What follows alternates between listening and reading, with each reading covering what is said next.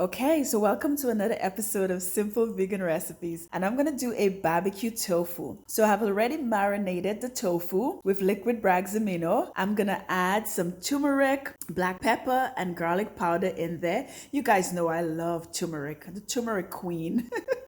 I'm gonna add some sesame seeds in there, and the barbecue sauce I'm gonna use is Hawaiian style barbecue sauce. It's organic. I'm gonna add all of those ingredients in there in the tofu, and I'm gonna bake this at 350 degrees Fahrenheit for 20 minutes. So let's do this. Okay, so I've just placed the tofu on the baking sheet and I'm gonna pop it in the oven for 20 to 25 minutes at 350 degrees Fahrenheit. So let me do this.